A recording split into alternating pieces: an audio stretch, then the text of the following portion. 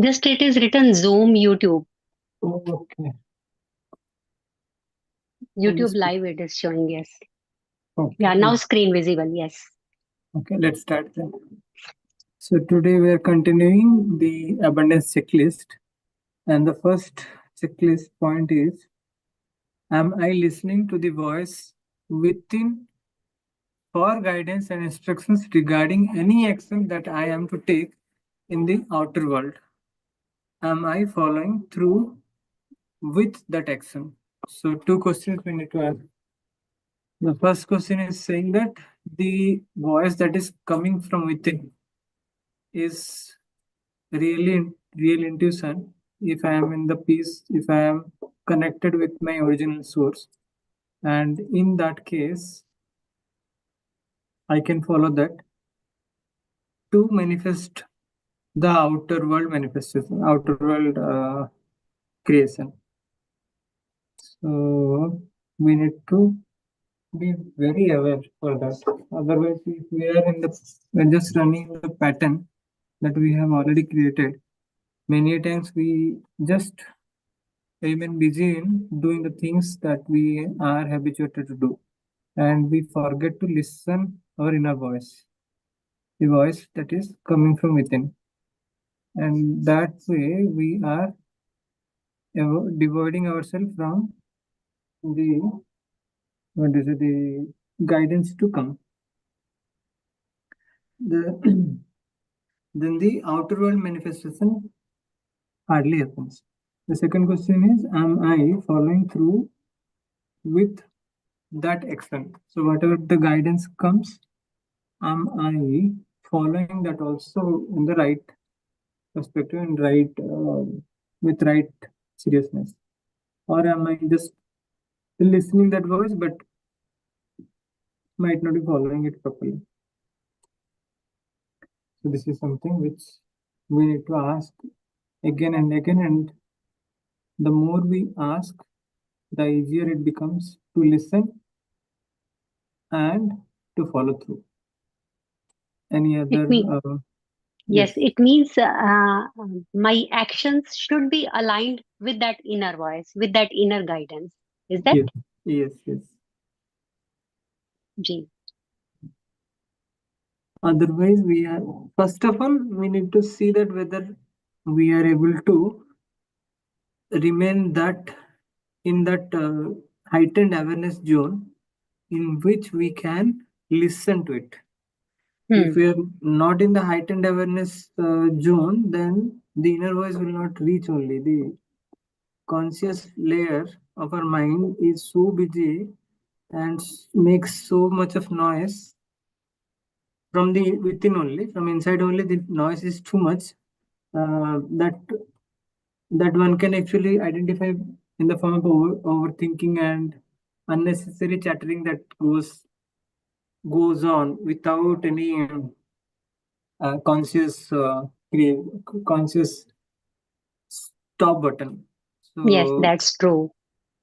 so very often we might actually miss the inner guidance, the voice that is coming from within, the true voice. That intuition actually is getting dominated by the overthinking tendency or the chaos, the inner chattering. So that is the first thing we need to be aware, and the more we meditate, that easier it becomes to catch that inner voice. And the next step is, once we are able to catch the inner voice, the inner guidance, then am I following that inner guidance, or am I so much habituated doing the same thing in the same old pattern that I have already created? That is also a question. So many times we are habituated of thinking the same thing again and again, of doing the same thing again and again, and most of the things are just going on and on like a pattern. So these are the two questions, very powerful questions to take a pause and reflect, reflect deep to understand where are we and how we can align or realign to the real abundance formula. Yes, yes. This one you can actually read and then we'll discuss. Ji. Have I totally forgiven everyone and everything in my consciousness? So, what I am getting out of it is that I have to be in surrendered mode before God, that I am not impacted by outer influences. And if someone is doing wrong to me, I have I have to forgive everyone and everything in my consciousness. Yes. So it is not about, it is not only about everyone, everything also. That means if we are doing some mistake which it does not involve any other humans, any other personalities, but it is me who has done the mistake of doing something wrong, still we keep blaming ourselves for not doing that. Or if I promise to do something different today onwards, but I fail that, then also the guilt comes and we cannot actually forgive ourselves. So Hmm. it is two-way, wherein actually we need to very, what is it, 1 second, someone is, she is again sending the same link. What is this link? Is this link correct? Yeah, the link is correct. She should come actually down. I didn't get any notification. Okay. But so everyone and everything, if we are able to forgiven, if I'm clean, if I am just flowing with the flow, and I do not have any grudge or any revenge mindset or any guilt. Guilt is for everything. Everything. If we have not forgiven for everything, then guilt will come. Everyone, if we are not forgiving, then some grudge will be there and some revenge mindset will be there.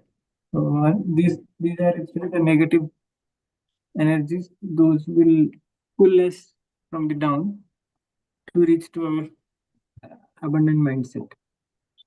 So this is a very important and very vital exercise that almost every spiritual organization suggests to do.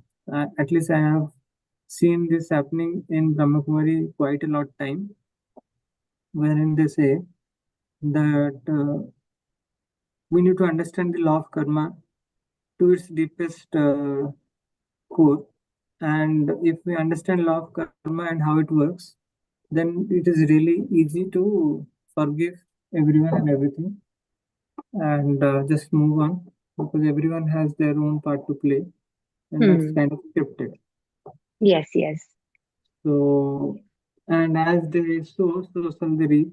The the fruit of their action is always there, and we shall always think that okay, let me be not the reason to give the fruit of action, to give them their fruit of action, because if we are being chosen, if we have a slightest revenge mindset, no, then God will choose us to give the fruit of action, their fruit of action. And then when we do this, when we take the revenge and punish them, then we are again becoming liable to get one more set of karma. We have Hmm. accumulated one more set of karma, and we are liable to get another punishment from someone else. Vicious So circle. this is a circle that will never end. That is why we should always have no resentment, no guilt, no revenge mindset for anyone else. Let law of karma takes care of it, and let me not indulge in that. If I have the desire, then I might be choosing to give the punishment the for that person. So that's a very deep vicious circle to be refrained from. Hmm. Then the next one is am I practicing unconditional love with everyone in my life. Oh my God, this is very important but very difficult. Yes, it is again related with the above one. Uh, when once we forgive others, everything, everyone, then only unconditional love can arise. That is first step. But Hmm. however, even though that is achieved, this is very difficult to attain. For me, actually, I am saying, um, for me, this is easier to forgive everyone and everything. I Hmm. try consciously and I am able to do it. Even to myself also, I forgive with the practice of EFT and other things very regularly we practice in the group. So I am also practicing and it is becoming easier. But unconditional love when it comes to that means I don't have any conditions attached. Vasudeva Kutumbakam. Everyone is my family and I am loving everyone unconditionally. This is my son, this is my daughter, and I should give preference to them only, but not to others, is breaking the unconditional love. This is one aspect of it. Hmm. One second. Similarly, if someone is taking the doing something wrong to us, then also we can love that person. We should not create any hatred. That is very similar to the above one. So there are two aspects. First aspect is little difficult. The second aspect, which you said, is related to the first or the previous point, and which is little easier, I feel. But Hmm. where may or merapan is there we are not unconditionally loving. We are conditionally loving, Yes.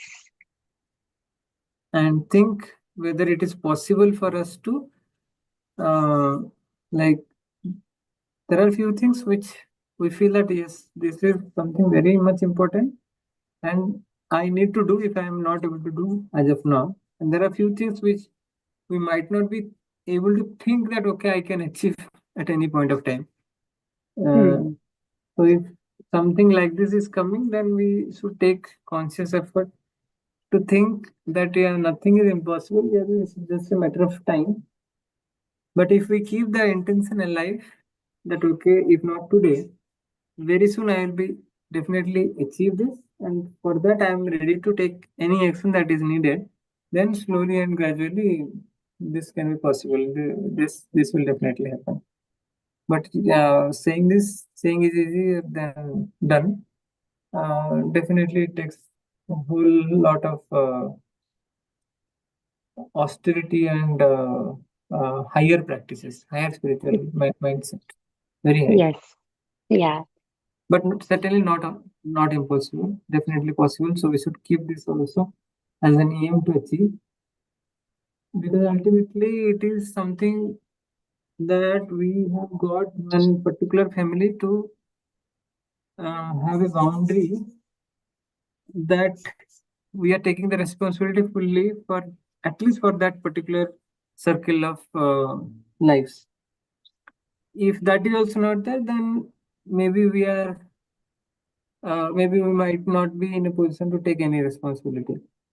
So that is also for a good reason. But when we are able to achieve that responsibility efficiently, then we should think how I can broaden that circle and accommodate few more in whatever means it is possible. Definitely, to the fullest extent, we might not be able to take care of. But yeah, that is also possible. There are few philanthropists who are clearly telling that because they had this vision of helping bigger um, communities, bigger audiences, bigger people, range of Hmm. people, Hmm. they have started getting immense of wealth, which will help them to fulfill their desire, to fulfill their dream.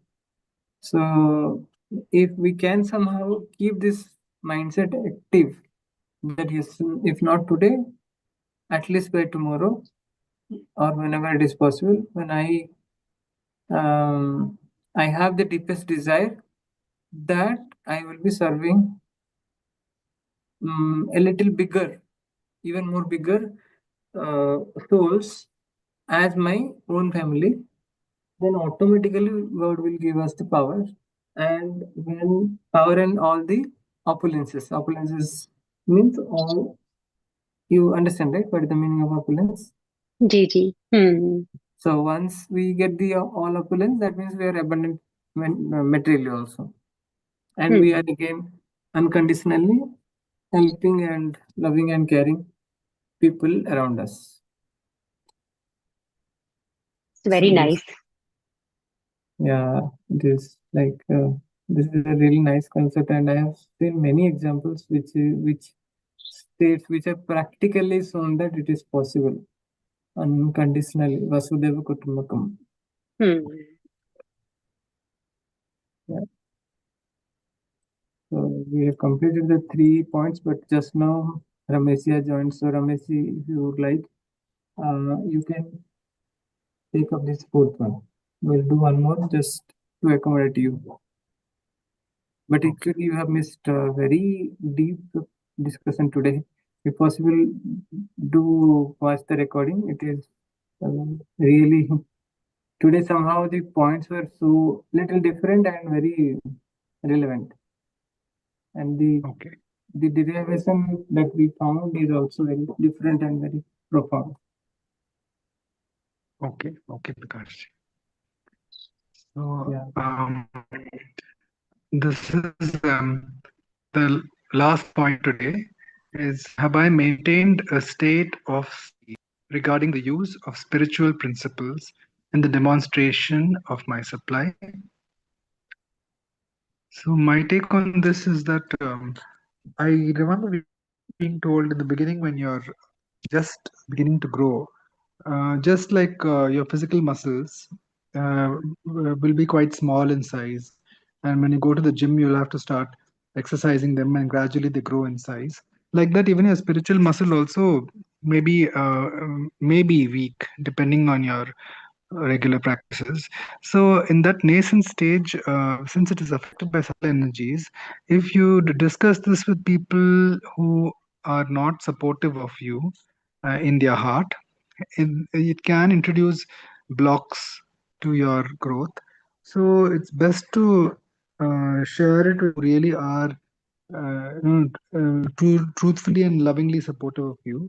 And another reason why we must avoid speaking about these things that uh, even if many times you might even indicate that, look, I'm doing this just to say that I have these abilities, or the Lord is looking after me, I am a perfect child of God, and the ego will start getting in the way, even if we do have any siddhis. So to avoid that also.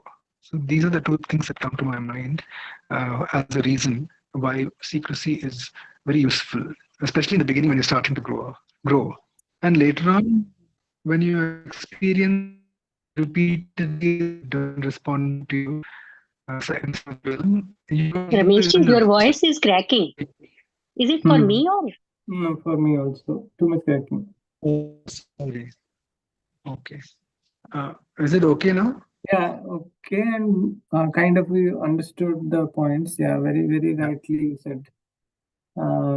Another thing which we can add if um, like uh, in the process of revealing the spiritual practice, at times we may get the tinge of ego. That would Yeah, be, ego. Yeah, yeah, that's what I was saying. Correct. yeah. So if the ego is kind of getting flourished, then there is no meaning of having the spiritual practice in life, because they both are very opposite to each other. And Opposite. yeah, if there is ego, then that might not be true spiritual practice that we are following. Yeah. So there is saying that even for the gyan or the gyan, be it spiritual gyan or materialistic gyan, when one possesses, the automatic result becomes comes as a ego. which Yeah. once comes, then automatically the You automatic, lose a lot. yeah, Yeah. automatic degradation starts.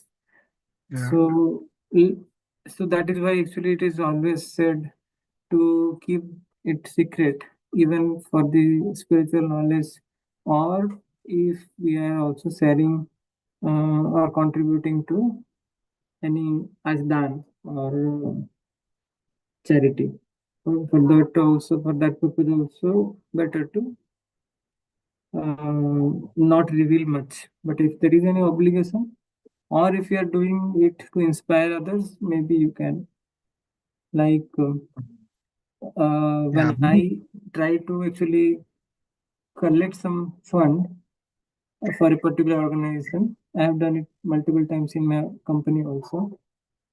So if the list is there and if I don't show this as an example, I then people generally don't reciprocate also. So what I do, first I contribute in a little bigger amount, and I keep my name as the first entry.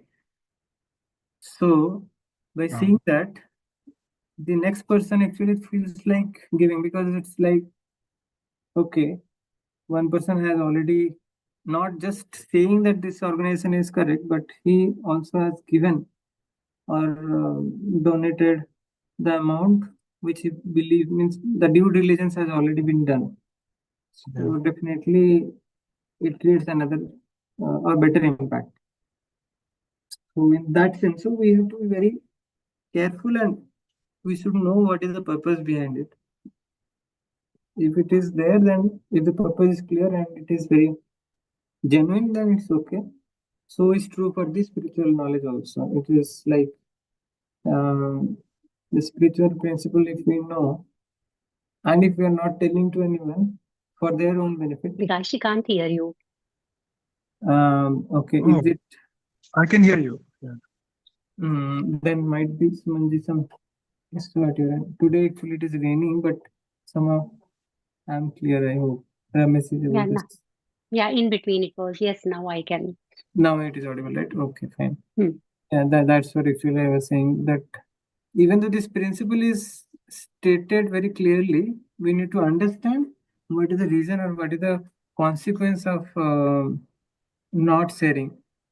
And if we have very different motive, like spiritual knowledge, like suppose the understanding Bhagavad Gita, if someone has very nice understanding, and if he is sharing for the benefit of others, he is kind of preaching for the benefit of others, then there is no need of maintaining the secrecy, and that is for the good of the bigger community.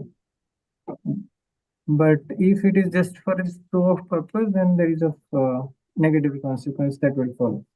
So if someone is not clear of their own intention, and if someone is not having full control over what is going to be the result of the sharing, then better not to seek, not to share only.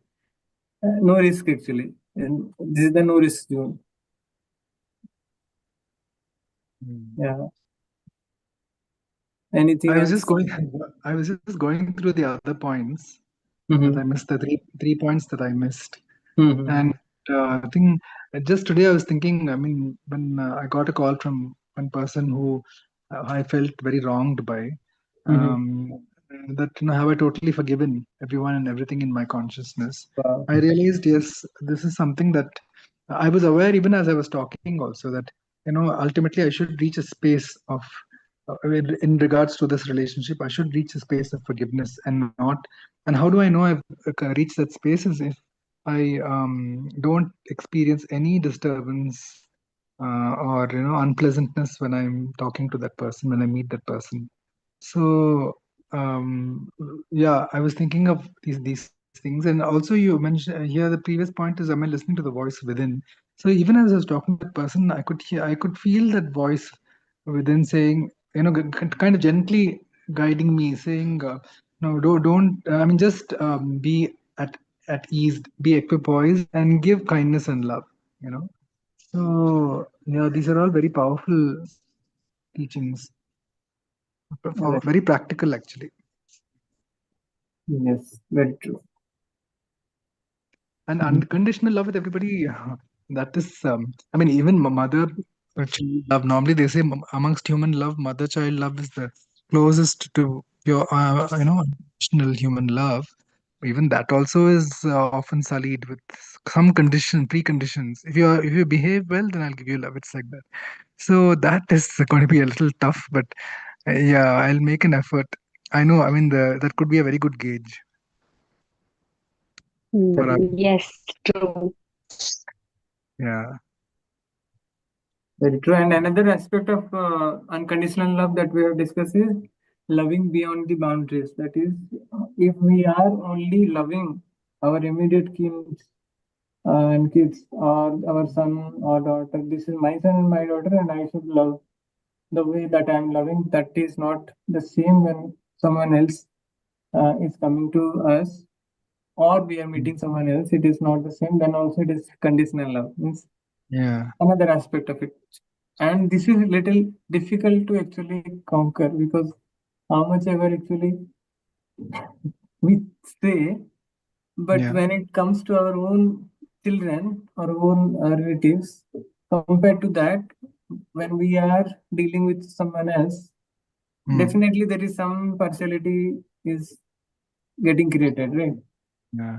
So this is something little difficult, but yeah, definitely not impossible. When we know that it is something which we want to achieve, because everything Mm. is like kind of beyond the boundaries. The Yeah. boundaries are created just for an convenience, that okay, I'm going to take responsibility of at least this many members to my Mm. fullest potential. So this is the reason as to why the boundaries have been created, but it doesn't mean that if I'm capable of doing more, I should not take care of, I should not increase my circle. Yeah. Because just before you join, I was telling to Sumanji also that there are many examples that I have heard where the person has a deepest desire to serve more, to impact more people, and to increase his or her boundaries. Then automatically that person becomes so rich, so Mm. opulences, so much of opulence he got, that Mm. the job was really easy, really become easy. And getting the opulence for whatsoever reason is also a significant significance of being abundant. Mm. So in Yes, that way, again, we can relate this. We can relate it here again to the inner abundance. Once hmm, we have trust in that inner abundance, we can give that unconditionally to others also. so Yeah. Yeah, and also unconditional. I've observed unconditional love even towards children. I am generally very fond of children, and I volunteer for Balabharati, Kishore Bharati, and all that. An initiative to spread dharma amongst children. So when I see a lot of other children, I am very close to, or I am at the space where I'm giving them the same kind of love and affection I give my own child. But then suppose they start misbehaving or behaving in a very you know Hmm. that kind of a manner, very unkind or very kind of very harsh manner, then at that time I'm observing that I'm not able to maintain the same level of love. So yes, more training is required for myself. right. Yeah.